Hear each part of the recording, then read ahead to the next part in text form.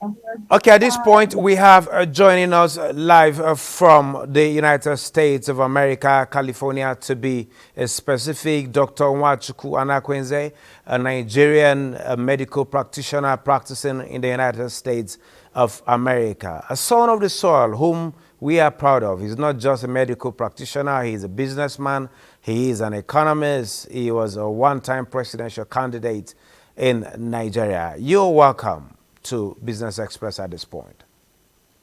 Thank you very much. Great. Dr. Anakwenze, I don't know whether you made it to Nigeria this festive period as it is the tradition, but I know even if you didn't get to come, you know happenings around the country. Nigeria is moving on a growth trajectory, and at this moment, we will be looking at the economic outlook for Nigeria from your own perspective, from the perspective of someone who is in diaspora, who is being kept abreast with happenings back home in the country. What is your view of the economic growth in Nigeria at this time? More so that the federal government has a 47.9 trillion naira planned budget for the year, the biggest in the history of this country. Can I get your view on this? Yes, I came to Nigeria. Like I told you, I come every 3 months. I spend 1 month. I told you I go to the village more than you. You don't go to your village. I go to my village every 3 months. I come. I spend 1 month. So I know what's going on. I come to the airport. Everybody cry, hungry, hungry. Custom people, immigration people, people that push your bags. Everybody hungry, hungry, hungry. One Castina boy said he's so hungry, he eats only once a day. I think they say 010. And I said, what do you eat? He said he can't afford to eat fufu. Or it's only rich people can afford to eat fufu and soup. I said, what do you eat? He says beans, once a day or twice a day. So things are difficult. I looked at the highway. There was no, they said they cannot afford the petrol. Everybody's complaining. People, professors are complaining. Medical doctors are complaining. Regular people are complaining. They are hungry. People are really hungry, more than they have ever been since we created Nigeria. So if you're talking about economic growth, I would like to see it. I like economic growth. I like to see it. You are a businessman, and it's been agreed that with all the efforts government have made to improve the livelihoods of Nigerians, from not just this administration, from the previous administration to this present administration, it is agreed that government cannot do it alone. And it has to, well, we have to have a good handshake between the private sector and the public sector. You are a private sector player. You are an employer of labor. You are into agriculture. You are into Medicare. What do you think the private sector can do in Nigeria and outside Nigeria and the diaspora to aid this economic growth that is much desired in the country? Um,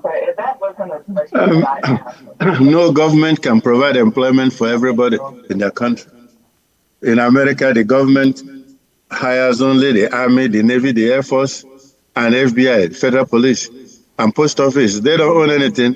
The private sector is what drives everything. But the government have to set the right temperature and environment for that to happen. In America or wherever I went to, they have 24 hours electricity. They have good roads. They have water. That's what the federal government have to do. Provide the roads, provide the electricity, the water, and then the private business people will take off. Like what the private sectors, we have people, I told you many times, Nigerian people are very intelligent. They are as intelligent or more intelligent than other people in other countries. Nigerian people are brilliant. We have all the minerals, iron, zinc, coal, gold, diamond. God gave it to us for free. We have food, rice, beans, yam, gari, cassava. Chinese import cassava from us. They make 1,000 products from just cassava. And Japan don't have any natural resources. They import everything from Nigeria. And they build Toyota and Nissan and they sell back to you. There is nothing that God can do for us that God have not done. All we need is to put the right people in there.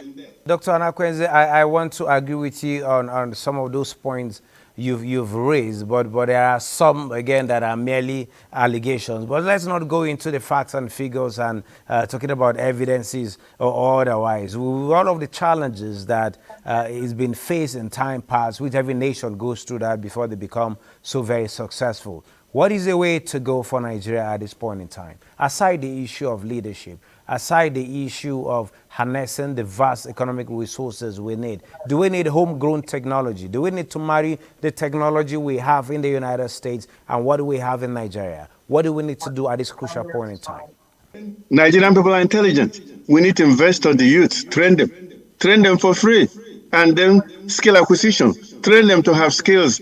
Everybody can be wearing suit and tie working for the government. You need to train the youth, infrastructure training, skill acquisition. Then in America, they give loan. When you finish learning the skills, they see you can do it, they give you loan to buy the equipment. And they give you 3 years to pay back. It's not for free. That's how I started my company. You know, I have a company that hired 5,000 doctors till today, from 1993 to now. When I was 39 years old, I have 5,000 doctors working for my company. Train the youth. Spend the money instead of buying big luxury car for elected officials. Put it in the youth. Educate them, skill acquisition, help them buy the equipment and start their own shop. Then you come and tax them. But the biggest thing I have to tell you is we're not spending money where it needs to go. Tourism is big business, big money. The money you can get from tourism is more than you can get from oil that you're doing now. And all the people that will come for tourism, they're going to Ghana, they're going to Kenya, they're going to South Africa. Tourism will give you more money than what you're getting from oil. And all the people that are in diaspora, like Caribbeans, they are from Nigeria. Their forefathers came from Nigeria. All those prime ministers, they all forefathers came from Nigeria. They want to come home. They're hungry to come home. They're going to Ghana. And Ghana is not the main thing. And Nigeria should be the main black country that people go to. A lot of black people that left Nigeria, they want to come back and see where their forefathers came from. Open up the airports. Make more international airports, not just Lagos and Abuja. Like open up Enugu, Port Harcourt, make Kaduna or Kano, so that people will come back. You can have 10 million people coming every year. When they come, all the hotels will be full. Employment. People making drums, bongo, ogene. People making clothes. People like Nigerian clothes. People like Nigerian music. Now our Nigerian music is #1 in the world. And our Nigerian movies. When I went to Latin America, they called me to come and break kola nut for them as the high chief. I do. When you go there, they're playing flavor music band in their TV and they're dancing it.